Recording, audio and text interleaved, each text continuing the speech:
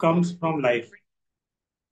पुस्तक का नाम है लाइफ कम्स फ्रॉम लाइफ, जीवन का स्रोत जीवन। उसका पहला अध्याय हमने पढ़ा था।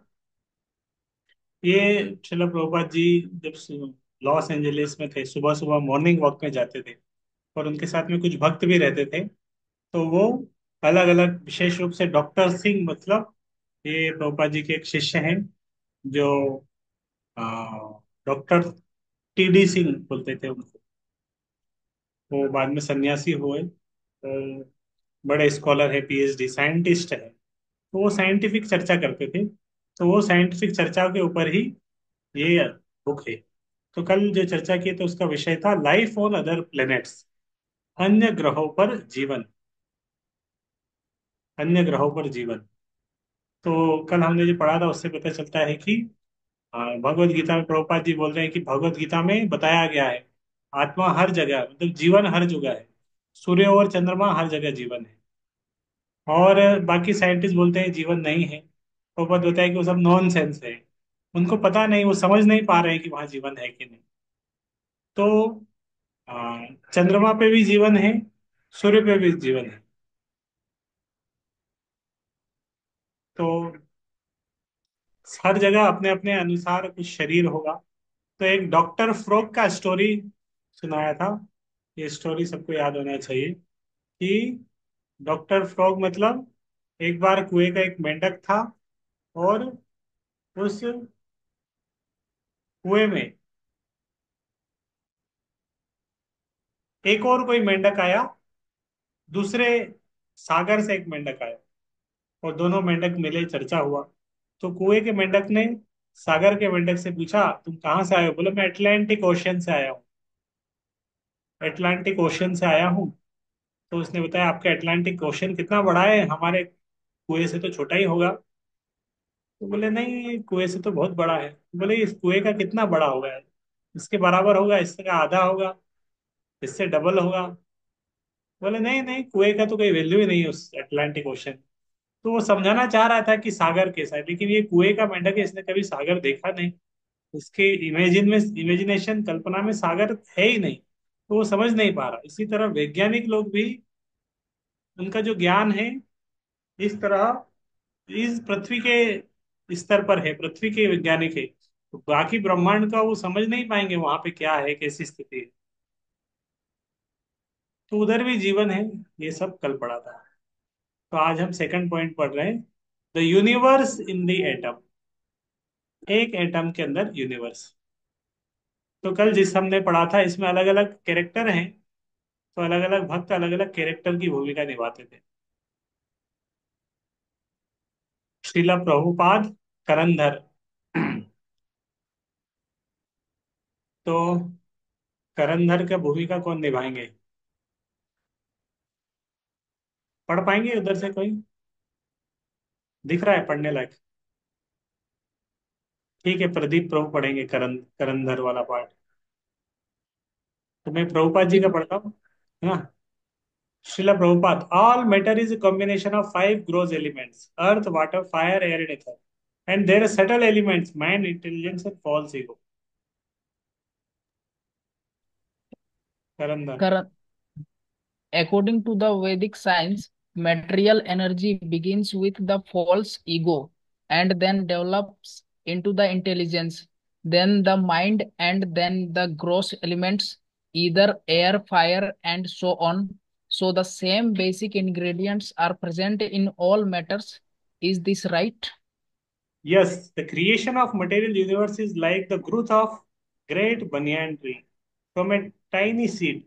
No one can see the tree within the seed, but all the necessary ingredients of the tree are there, including the required intelligence. Actually, everyone's body is simply a simple universe.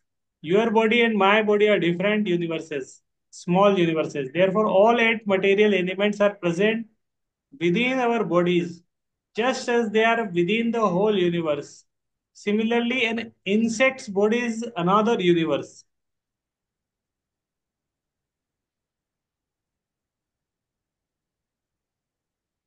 How about the atom? The same formula applies. All these constituents are within the atom. रणीram Mahato Mahina. This means that whether something is extremely large or infinitesimal, it is still mode of the same basic elements. This is true everywhere in the material world, just as a woman's small watch has all the requisite machinery for its smooth functioning. So an ant has all the necessary brain substance to manage its affairs nicely. How is this possible? To answer this properly, you must minutely examine the brain tissues in the ant. But this you cannot do. Moreover, there are innumerable insects smaller than the ant. So there must be a mechanical arrangement for all this detailed activity, but scientists cannot discover it. तो यहाँ से नया theme शुरू होगा. तो ऊपर वाले का कहने का थीम है कि पूरा ब्रह्मांड कितने तत्वों से बना है? 8 तत्व. अर्थ, वाटर, फायर, एयर, इथर, वो माइंड, इंटेलिजेंस, फॉल्स ईगो. ये भगवत गीता का 7वें अध्याय का चौथा श्लोक है. भूमि रापो अनलो वायु हम मनो बुद्धि रेव च अहंकार इति मैंने भिन्ना प्रकृति रश्चिदा.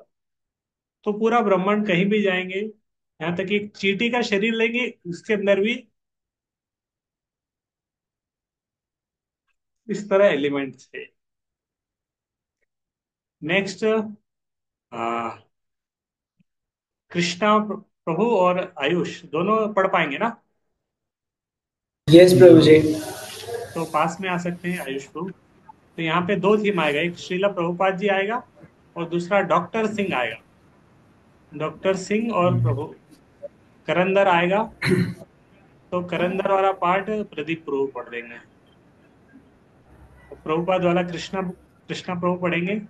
डॉक्टर सिंह वाला आयुष प्रभु. ठीक है प्रभु जी।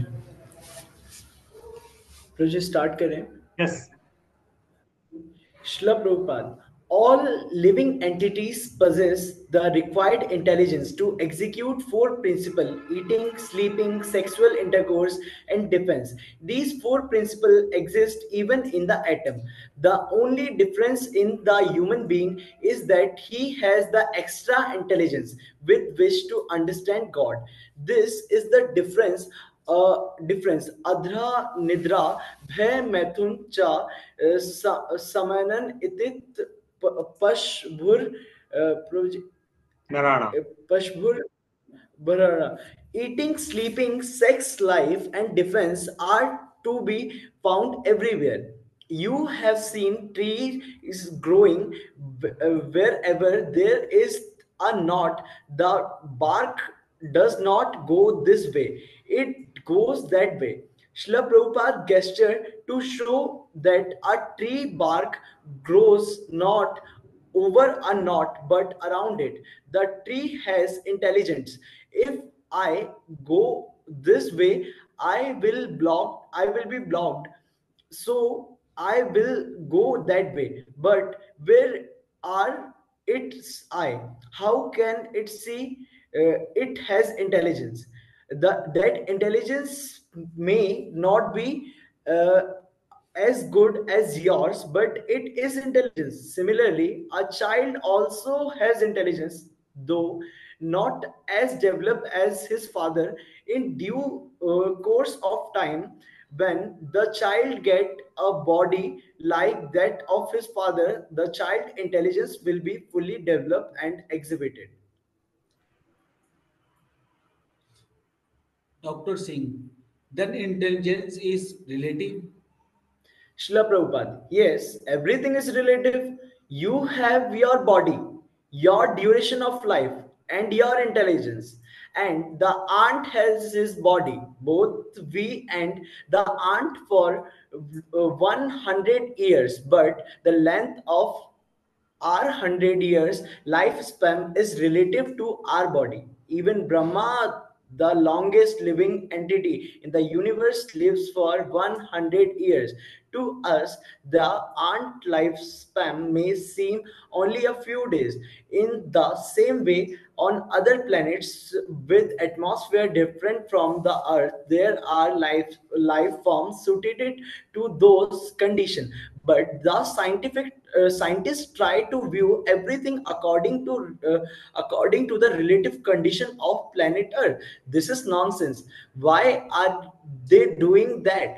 If the whole cosmic manifestation follow the law of relativity, how can the scientists say that the condition of the planet must apply to life on other planet? The Vedas instruct us that knowledge must always be considered in terms of प्रोजी इसको थोड़ा नीचे कर सकते हैं क्या, दिख नहीं रहा है? देश काल पात्र। Desh Kal Patra. Desa means circumstances, Kal means time, and Para means the object. We must understand everything by taking these three elements into consideration. For example, a fish is living very comfortably in the water, and we are shivering on the shore of the sea. This is because my Desha Kala Patra and the fish Desa Kala Patra are different. But if we conclude that the sea gulls will also shiver in the water, that is nonsense. Their Desa Kala and Patra is again different. There are 8,40,000 400,000 different species of life in the material cosmic manifestation, and each species must adjust to circumstances differently. Even on this planet, you cannot go live comfortably in Alaska, although it is in America. Similarly, the living entity enjoying life in Alaska do not come here. Karandhar, relatively then, is based upon our individual situation. Srila Prabhupada, yes. Therefore, it is said that what is food for one is poison for another. Because scientists cannot survive on the moon, they think no one can। ये वाला Yes. Point हो गया scene. एक बहुत अच्छा point आया है यहाँ ऊपर में। किस तरह पेड़ ग्रो करता है ना, एक पेड़ ग्रो करता है तो क्या पेड़ों की आंखें हैं? क्या पेड़ देखता नहीं है? प्रभु जी, नहीं देखता ना। नहीं प्रभु। लेकिन ये प्रोपत बता रहे कि अगर वो अगर बढ़ रहा है और रास्ते में कुछ आ रहा है तो पेड़ उस रास्ते में नहीं जाता, वो अपना डायरेक्शन चेंज कर लेता है। उसका ग्रो का कैसे देखा पेड़ ने।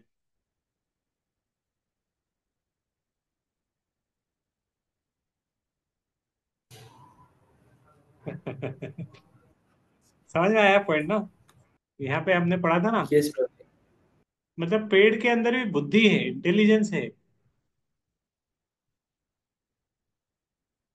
मतलब यहाँ पे था, अगर कोई गठान आ रही है, मतलब पेड़ पेड़ या पेड़ की कोई शाखा बढ़ रही है, एक डायरेक्शन में शाखा बढ़ रही है, उधर आगे में दूसरा घर आ गया है, तो उस घर से नहीं टकराएगी वो शाखा, वो अपना डायरेक्शन चेंज कर लेगी। पेड़ के अंदर भी बुद्धि है, लेकिन मनुष्य के अंदर जो बुद्धि है वो थोड़ा स्ट्रांग है। हाँ, क्योंकि ये पेड़ की बुद्धि या पशु की बुद्धि कहाँ तक रहती है, उसके अपने देश काल पात्र। यहाँ एक शब्द आया था, देश काल और पात्र। देश काल पात्र, हमारा देश काल पात्र अलग है, हम उसके अनुसार हम जीवित रह सकते हैं। एक मछली का देश काल पात्र अलग है। देश मतलब समुद्र में रह सकती है, हम नहीं रह सकते पानी के अंदर, वो रह सकती है। वो बाहर नहीं रह सकती, हम बाहर में रह सकते हैं। तो हर जीव का अलग अलग देश काल पात्र रहता है।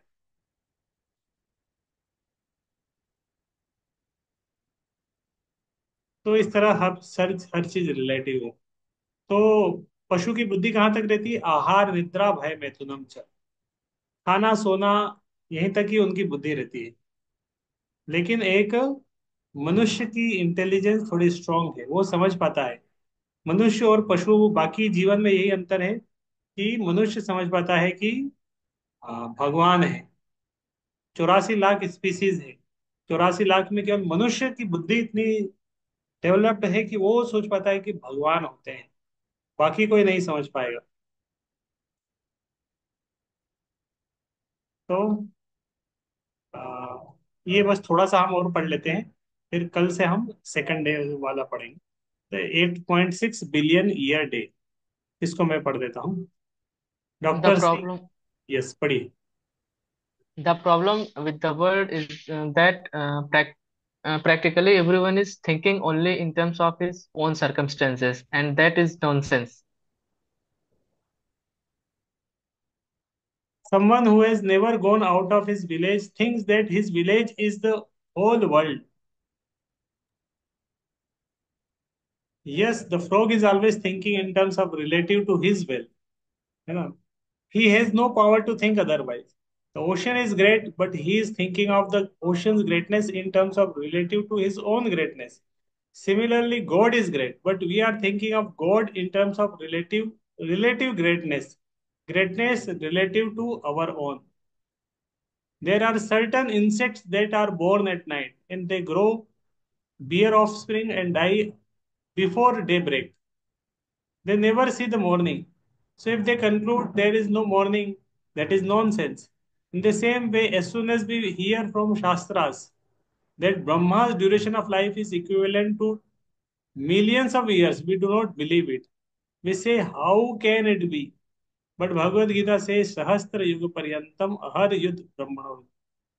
4 billion years, 300 million years, Earth years equals Brahma's 12 hours. Even a leading Indian politician who was also known as a great scholar of the Gita could not accept this information. He said it is mental speculation. Such a rascal, yet he is passing as an important scholar. This is the problem. Rascals and fools are passing as scholars, scientists, and philosophers, and therefore the whole world is being misguided. तो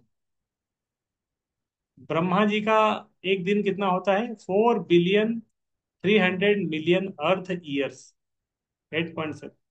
तो इस तरह ब्रह्मा जी का billion year day है। लेकिन बाकी लोग विश्वास नहीं करेंगे, वो मेंढक की तरह है, उनकी बुद्धि वहीं तक सीमित है। तो वहीं तक सीमित है मतलब वो अपने रिलेटिव में, मतलब होता है कि कोई व्यक्ति 50 के महान कब है? जो कोई 100 केजी उठा लिया, 200 केजी उठा लिया, 300 केजी उठा लिया, तो होता है वो बहुत महान है, वेट लिफ्टर है, बहुत शक्ति है। अब हम बोलेंगे कि किसी ने गोवर्धन पर्वत ही उठा लिया तो वो, हाँ, उसका माइंड वो हो जाएगा फिर, नहीं नहीं ये कैसे हो सकता है, कोई गोवर्धन पर्वत कैसे उठा सकता है?